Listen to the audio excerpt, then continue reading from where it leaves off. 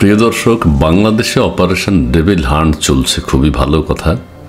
কিন্তু দুঃখের বিষয় হচ্ছে আমরা জানি শয়তানকে দেখা যায় না, শয়তান দৃশ্যমান নয়, শয়তান অদৃশ্য থেকেই বিভিন্ন ধরনের অপকর্ম করে থাকে। কাজেই এই শয়তানকে ধরা বা গ্রেফতার করা এটা কোনো দিনই সম্ভব নয়। কারণ হচ্ছে আমরা ৩২ সহ সারা বাংলাদেশে অনেক জায়গায় ভাঙচুর দেখেছি, ৩৫টি জেলায় ভাঙচুর হয়েছে। যারা এগুলো করেছে ডেভিল, তাদেরকে কি আইন শৃঙ্খলা বাহিনী খুঁজে পাবে না। ৩২ যখন ভেঙেছে, সেনাবাহিনী তখন গিয়েছে সেখানে, কিন্তু কোনো ডেভিলকে সেনাবাহিনী খুঁজে পায়নি এবং পাবে না কোনোদিন। সারা বাংলাদেশে ভাঙচুর হয়েছে, কোনো আইন শৃঙ্খলা বাহিনী কোনো ডেভিলকে ধরতে পারে নাই। কারণ হচ্ছে শয়তান তো দেখা যায় না, ডেভিল দৃশ্যমান নয়। বাংলা একাডেমিতে আমরা দেখেছি যে সব্যসাচী স্টলে আক্রমণ হয়েছে, একজন প্রতিবাদ করেছে, শতাব্দী ভব সবার বিরুদ্ধে সবার সাথে চিৎকার করে কথা বলেছে, সাহস দেখিয়েছে।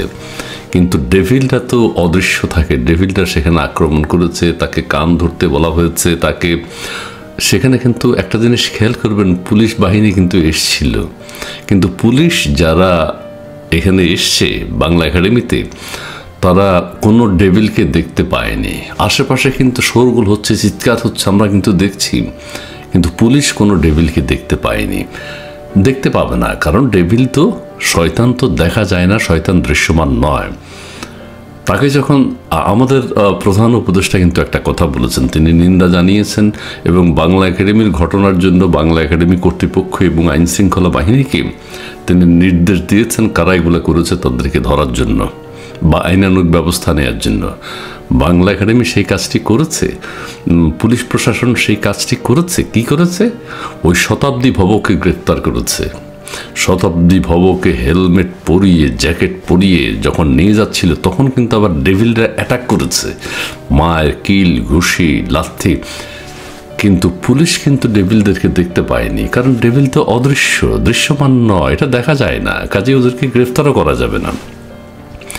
তো শতাব্দী ভবর কপালে এখন কি আছে আমরা জানি না। শতাব্দী কিন্তু আবার লাল স্বাধীনতার পক্ষের মানুষ ছিলেন, কিন্তু লাল স্বাধীনতার পক্ষের হইল তসলিমা নাসরিনের বই তিনি রেখেছেন স্টলে, কত বড় সাহস।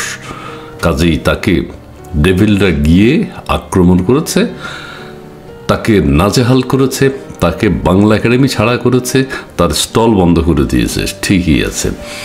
আরও আরেকটা কথা বলতে চাই, সেটি হচ্ছে আমাদের এই ৩২-এ, আবার ৩২-এ যাই, ৩২-এ কিছু হাড়গোড় কিন্তু পাওয়া গেছে। হাড়, মানুষের হাড় না কিসের হাড়, গরু ছাগলের না কুকুরের হাড়, এটা কিন্তু বোঝা যায়নি। তবু কষ্ট করে একটা আয়নাঘর কিন্তু ৩২-এ দেখাইতে হবে। কাজেই ওই যে যারা পকেটে করে কিছু হাড়গোড় নিয়ে গেছে, ওরা ওখানে ফেলেছে। তারপরে আমাদের আইন শৃঙ্খলা বাহিনী কিন্তু বহু চেষ্টা করে সেখান থেকে ৩, ৪, ৫টা হাড় বের করেছে। এখন কেউ কেউ বলছেন ওই হাড় দিয়ে যদি এখন নেহারি তৈরি করা যায়, খেতে নাকি খুব মজা হবে।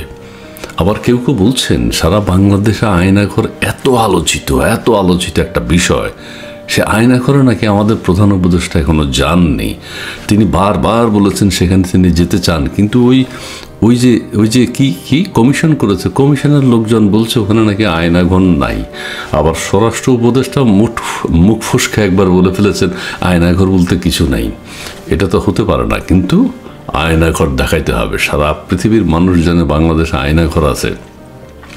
এখন কেউ কেউ বলছেন নাকি কোনো কবরস্থান থেকে আবার ওই যে হাড়গোড় তোলা হচ্ছে, এটা আয়নাঘর সাজাবে, একটা বিদেশ থেকেও নাকি হাড়গোড় নিয়ে আসা হচ্ছে, আয়নাঘর বানাবে, একটা পরিকল্পিত সুন্দর, মানুষের কল্পনায় যেটি আছে, হাজার হাজার মানুষের কঙ্কাল সেখানে আছে, সেরকম একটা আয়নাঘর যদি তৈরি করা যায়, তাহলে তো এটা ব্যাপক সাড়া পড়বে সারা পৃথিবীতে। কারণ আমাদের প্রধান উপদেষ্টা বলেছেন তিনি সাংবাদিকদেরকে নিয়ে আয়নাঘর পরিদর্শনে যাবেন। আয়নাঘর রেডি হচ্ছে, আয়নাঘর প্রস্তুত হচ্ছে, আমাদের প্রধান উপদেষ্টাও সেখানে যাবেন। আর আমাদের মাননীয় প্রধান উপদেষ্টা সম্পর্কে আরেকটা কথা বলি, তার একটা বক্তব্য কিন্তু বেশ ঘুরে বেড়াচ্ছে সোশ্যাল মিডিয়ায়। তিনি বলেছেন প্রশাসনে যেমন আছে, তোমাদের গ্রামে গ্রামেও কিন্তু আওয়ামী লীগের লোকজন বা ওরা আছে, ওদেরকে শেষ করতে হবে, ওদেরকে থাকতে দিতে পারে না। উনি পরিকল্পিত একটা পরিবার বাংলাদেশে বাসতে চান, পরিবার গঠন করতে চান, তার প্রথম চ্যালেঞ্জ। কিন্তু দেশের অর্ধেক জনগোষ্ঠীকে বাদ দিয়ে নোবেল শান্তি পুরস্কার বিজয়ী আমাদের মাননীয় প্রধান উপদেষ্টা তিনি সারা বাংলাদেশের মানুষকে নিয়ে একটা পরিবার গঠন করে থাকতে চান। কিভাবে সম্ভব? কিভাবে পরিবার গঠন হবে? কি কথা বলেন তিনি? তার কথার মধ্যে কোনো আগামাথা থাকে না। তিনি কিভাবে কথা বলেন, কী আচরণ করতে হয় মানুষের সাথে, দেশের মানুষের সাথে, সাংবাদিকদের সাথেও তিনি যখন কথা বলেন তখন মনে হয় যেন একটা শিশু কথা বলছে। একটা রাষ্ট্রনায়ক যে কথা বলল, সেই রাষ্ট্রনায়ক উচিত কথাবার্তা ওনার মুখ দিয়ে আসে না। উনি কিছু জানেন না, উনি কি করবেন উনি বলতে পারছেন না, উনি দেশ কীভাবে চালাবেন ওনার কোনো অভিজ্ঞতা নাই, উনি ছেড়ে চলে যাবেন, উনি ছেড়ে দিয়ে ওনার আগের কাজে চলে যাবেন। কি যে নাটক! এবং দেশের ক্রান্তি লগ্নে উনি কোনো কথা বলেন না। মানুষ যখন কোনো কথা বলে না তখন তার হিংস্রতা আরও বেশি প্রকাশ পায়। ধন্যবাদ।